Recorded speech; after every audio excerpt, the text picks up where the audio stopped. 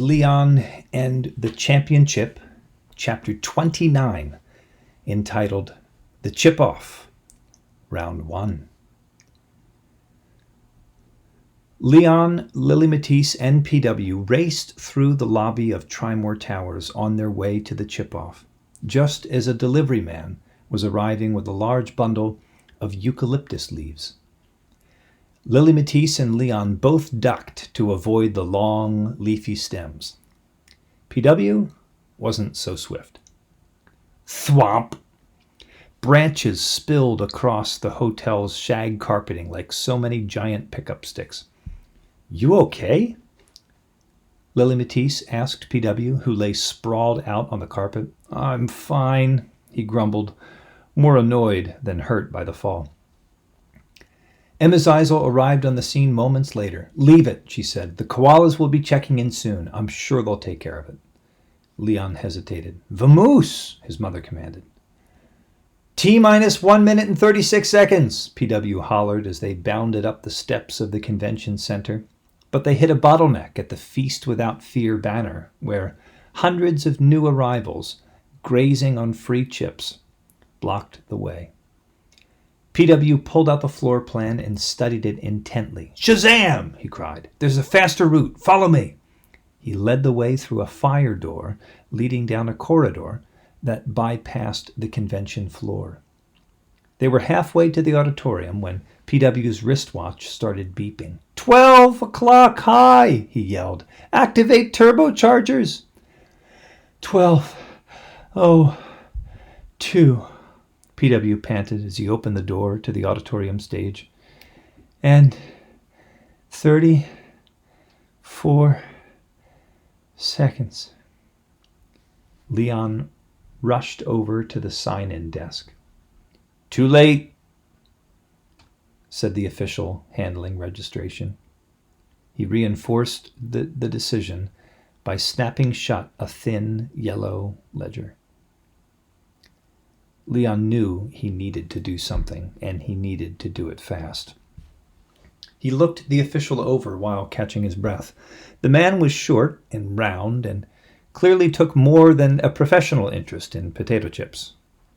The official's name tag attracted Leon's attention. "Are you the Fergus O'Hare?" he asked.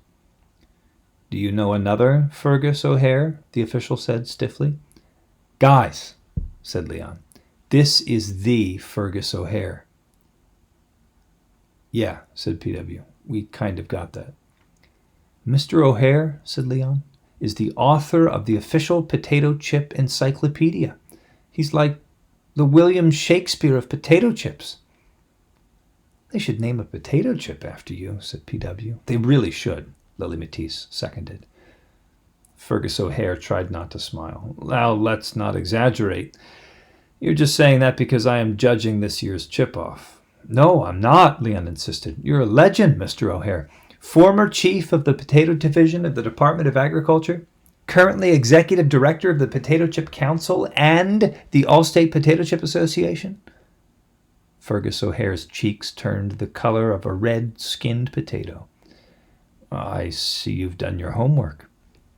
"Of course he has," said Lily Matisse. "But you know what I remember most of all, Mr. O'Hare?" said Leon. "No, what?" "That you started the Worldwide Chip of the Month Club. That's what got me hooked on chips and why I want to enter the chip-off. If you'll let me." Fergus O'Hare began to waver. "I suppose an exception might be made." Leon remained silent until at last the judge reopened his ledger. "Name?" "Zeisel, Leon," said Leon. "Here you go, Zeisel, Leon," said Fergus O'Hare, presenting him with a competitor's badge. "Thank you very much," said Leon. He moved away from the sign-in desk before the judge could change his mind and headed for the front of the auditorium to inspect the stage. It was large and brightly lit, furnished with 3 rows of folding chairs and a podium, plus a microphone planted front and center. The only decoration was a circular ASPCA seal, which hung down from the ceiling. Hey, said PW, check out the guy with the nose plug. He pointed at an enormous man. He makes Lumpkin look like a chopstick, said Lily Matisse. Leon shuddered when he saw that the man wore a competitor's badge. That can only be one guy. PW's eyes widened. You mean? Yup, said Leon. Alphonse Cipollini. The Chippopotamus? Said Lily Matisse. In the flesh, said Leon. In the flesh is right, said PW. Guys, said Lily Matisse, do you see who's standing behind him? Leon looked more closely. Oh, super, he said when he spotted the crisp white lab coat. Fergus O'Hare stepped up to the microphone and gave it a couple of taps. Testing, testing. 1, 2, 3. Would the chip-off contestants please take their places? After Leon and the other entrants had seated themselves, and the audience had quieted down, Fergus O'Hare approached the podium and went over the rules. The chip-off would consist of 2 parts. The first part, an elimination round modeled on a spelling bee, would test the contestants' knowledge of potato chip facts. Once the field narrowed to 3, there would be a brief intermission, followed by the flavor awareness test, also known as the FAT round. Study guides, instruments of measure, and notes are only permitted in the FAT portion of the event, Fergus O'Hare noted. So I ask that all contestants put such material aside until after intermission. Now, let's get started. Round 1, first question. What are the 3 basic ingredients of the potato chip? Leon relaxed. He knew the answer cold. The first contestant, a spice mixer from San Francisco, approached center stage and provided her answer succinctly. Salt, oil, and potatoes. Correct, said Fergus O'Hare. Please reclaim your seat. Question number 2. Who is generally credited with inventing the potato chip? The second contestant, a chip bag manufacturer from Minneapolis, walked to the middle of the stage and said, Crump. Fergus O'Hare tapped a bell. Bing! Incorrect. Please leave the stage. Will the next contestant answer the last question? Alphonse Cipollini heaved himself off 2 seats and lumbered up to the mic. The proper response to the query, who invented the potato chip, is George Crumb, not Crump. Often described as a Native American, though opinions regarding his ethnicity remain divided, Mr. Crumb is said to have fried the world's very first potato chip in 1853 at Moon's Lake House, an elegant establishment located in Saratoga Springs, New York.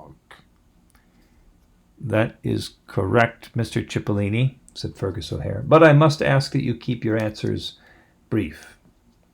Alphonse Cipollini nodded and returned to his seats. 3 more contestants approached the microphone before Leon got his shot. All 3 got stumped and were thus eliminated by the same question. What is the Spanish term for potato chip? Papas fritas, Leon answered. Fergus allowed himself to smile. That is correct, Zeisel, Leon. By the end of the first packet of questions, the field had narrowed to 15. 4 more competitors bit the dust during the second set. Another 6 got the bing in the third. That left only 5 survivors, and Leon was one of them. The questions got tougher as the competition progressed. The first of the 5 remaining competitors, a potato farmer from Beaver Head, was eliminated after flubbing the question, in what country are curry, consomme, and soy sauce flavored chips most popular? Leon was up next. Would the contestant like me to repeat the question? Asked Fergus O'Hare. Leon nodded and used the time to consider the possibilities. Curry-flavored chips sell well in India, he told himself. Then again, soy sauce chips are a huge seller in Japan. Consomme chips? Where are they eaten?